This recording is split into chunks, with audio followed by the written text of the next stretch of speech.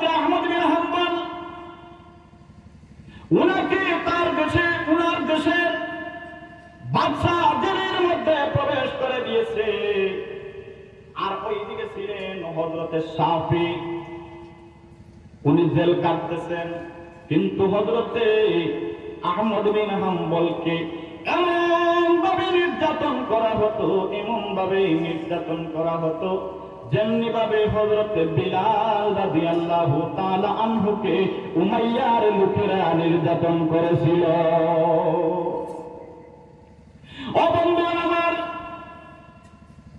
সাহাবীরা তাবেঈরা কিভাবে সুন্নতের উপরে গুরুত্ব দিয়ে তারা আল্লাহর ওলি হয়েছে।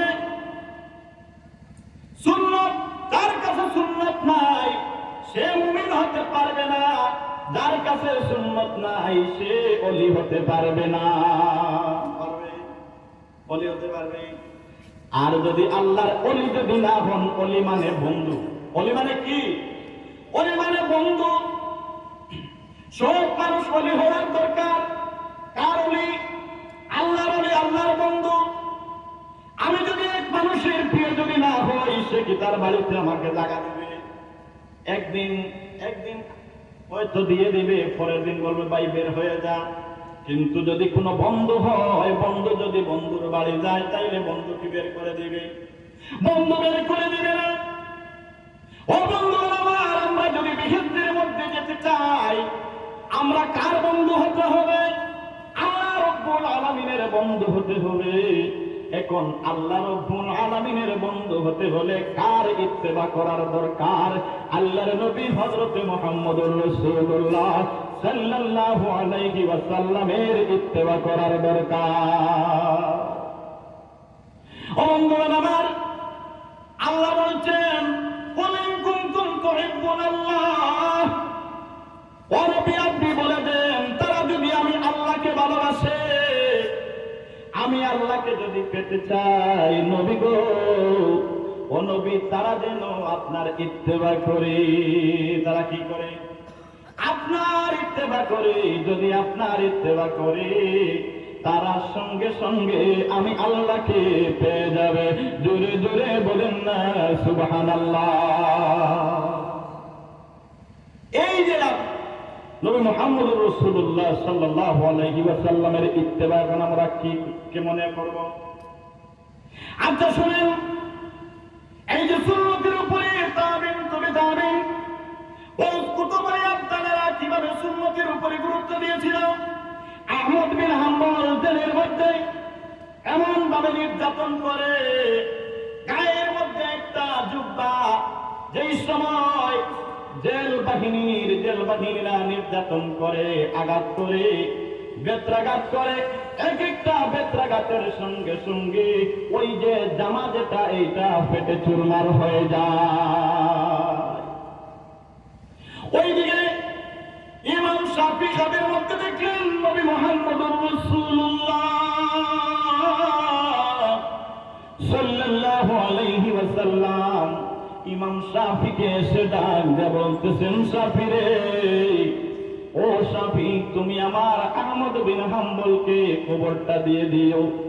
সে যে পদক্ষেপ নিয়েছে এটার মধ্যে সে যেন অটল থাকে, সে যেন ভেঙে না পড়ে। তুমি তোমার খাদিমকে দিয়ে এই কবরটা পৌঁছে দিও। জোরে জোরে বলেন না সুবহানাল্লাহ। সাধারণ মানুষ কি নবীকে যাবে দেখে? সাধারণ মানুষ দেখে এইদিকে জেলেকে ইমাম আহমদ বিন হাম্বল আর এইদিকে ইমাম শাফি সাহেবের মধ্যে দেখতেছেন, তুমি আমার আহমদ বিন হাম্বলকে বলে দিও, সে যে পদক্ষেপ নিয়েছে তার মধ্যে অটল থাকে, এই সুখবরটা বলে দিও। আমি বলে দিয়েছি, বলেন সুবহানাল্লাহ।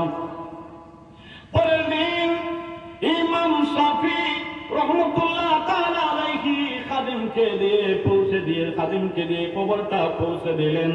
শাফির খাদিম গিয়ে দাঙ্গা বলতেছেন, ও আহমদ বিন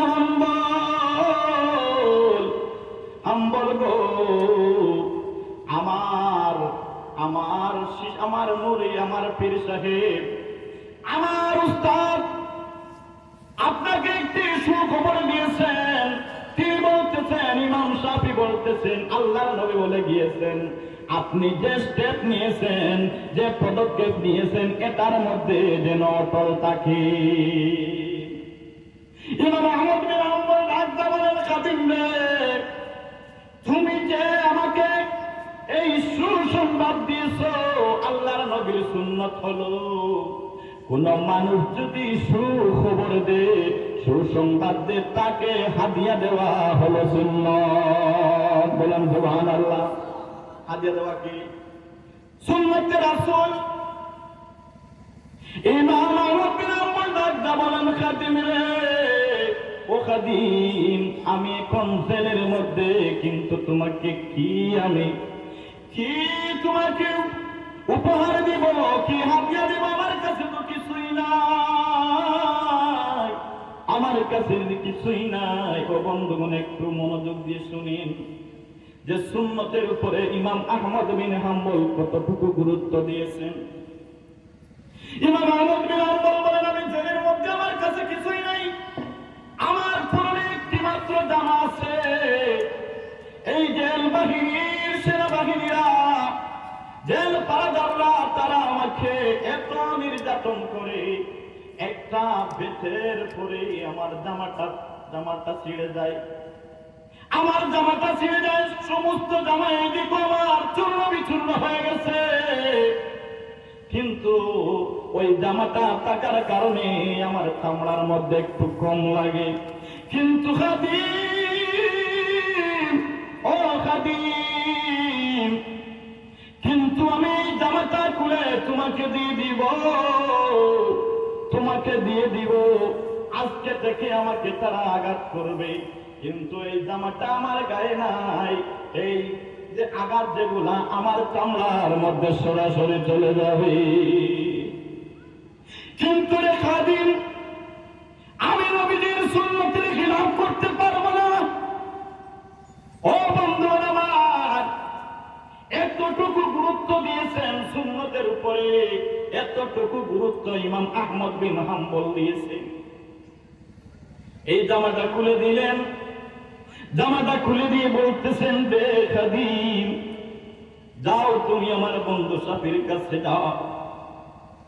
আমার বন্ধু শাফি আমাকে যে সুসংবাদ দিয়েছেন, যার জন্য আমি আল্লাহর নবীর সুন্নত পালন করতে বললাম না। ও বন্ধু আমার, ওই খাদিম চোখের পানি ছেড়ে ছেড়ে ইমাম শাফির কাছে চলে এসেছে। কিন্তু এটাও জানেন ইমাম শাফি যে ইমাম আহমদ বিন হাম্বল সুন্নতের এত পাবন্দি ছিলেন। এই সুসংবাদ পেয়ে আজকে ইমাম আহমদ বিন হাম্বল কি হাদিয়া দেন আমি একটু দেখতে চাই। বলেন সুবহানাল্লাহ। সুবহানাল্লাহ বলতে পারলেন না? জি, আরো জোরে বলেন সুবহানাল্লাহ। দেখেন, যে কোনো আল্লাহ এবং আল্লাহর নবীর হৃদয় বিদার ঘটনা শুনলে হয়তো আল্লাহু আকবার না হয় সুবহানাল্লাহ বলবে। এই সুবহানাল্লাহ অনেক বড় গুণ আছে।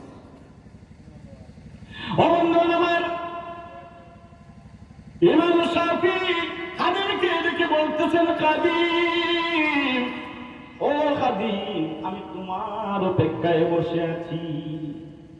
খাদিম রে, আমি জানি আমার বন্ধু আহমদ বিন হাম্বল জেলখানার মধ্যে পড়ে আছেন, তার কাছে কিছুই নাই।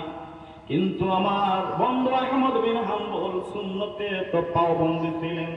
আমি জানি তোমাকে যে কোনো একটা হাদিয়া দিয়ে দিবেন।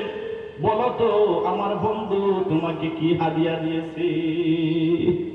ওই খাদিম এই পাড়া জামাটা, পাতা জামাটা বের করে দিয়ে বলতেছেন, হুজুর, আপনার বন্ধুর কাছে কোনো জিনিস নাই, কোনো সামান নাই। এরপরেও নবীজি মুহাম্মদুর রাসূলুল্লাহ সাল্লাল্লাহু আলাইহি ওয়াসাল্লামের সুন্নাত আদায় করতে বললেন না। আল্লাহ ইমাম শাফিঈ বলেন, যে আমার কাছে কি উপহার, কি হাদিয়া দিয়েছেন আমার বন্ধু বন্ধু আমার কাছে দে। ওই পাটা চিরা জামাটা দিয়ে সব কিছু বললেন। ও বন্ধুগণ আমার, ইমাম শাফি কি করলেন? ওই জামাটা ঘরের মধ্যে নিয়ে গেলেন। এই সময় জামাটা ছিল শুকনা। জামা কি ছিল? জামাটা ছিল শুকনা জামা। কিছু সময় চলে গেল, ইমাম শাফি রহমতুল্লাহ আলাইহি ওই জামাটা ভিজা অবস্থায় খাদিমের হাতে দিয়ে দিলেন। খাদিম ডাক দিয়ে বলেন, হুজুর, হুজুর গো, আপনি তো এই জামাটা আমার কাছ থেকে বীজ শুকনা নিয়েছিলেন, আর এখন আমাকে ওই জামাটা ভিজা দিলেন কেন? ইমাম শাফি ডাক দিয়ে বলেন, খাদিম, এ খাদিম, খাদিম রে, আমি এই শুকনা জামাটা আমি একটা বালতির মধ্যে ভিজিয়ে আমি এটা এইভাবে চিপে এই জামা দেওয়া পানিগুলা আমি একটা বৈঠলের মধ্যে ভরে রেখেছি। জোরে জোরে বলেন না সুবহানাল্লাহ। নবীর প্রেমিকেরা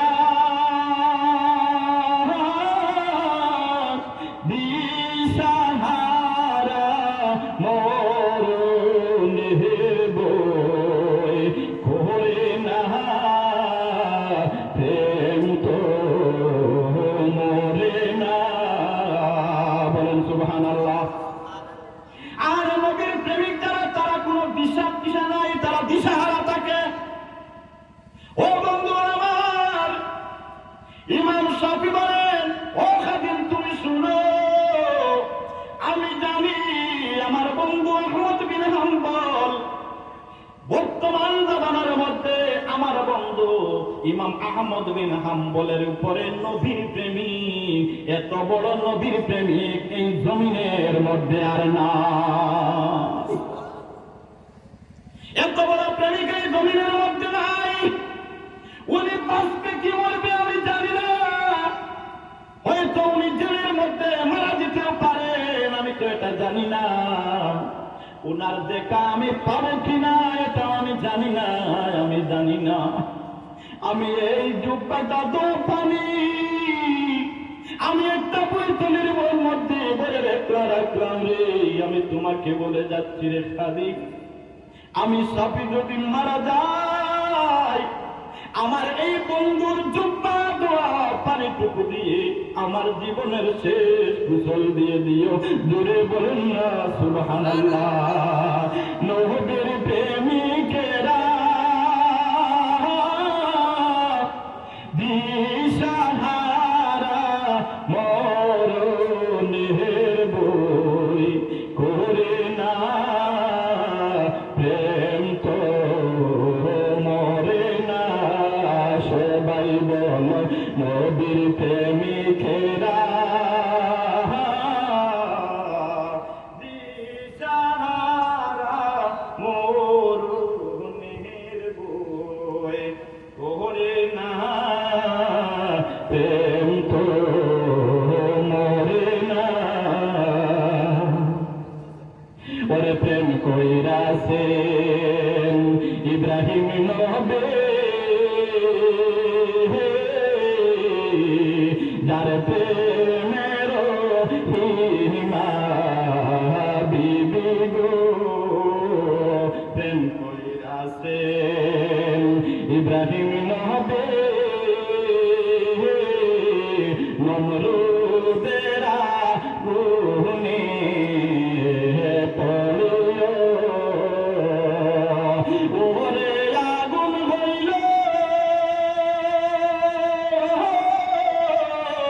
বহুল বাগিচা ইব্রাহিম নবী জ্বলে না প্রেম তো মরে না। বলেন সুবহানাল্লাহ। ওরে প্রেম কইরাছে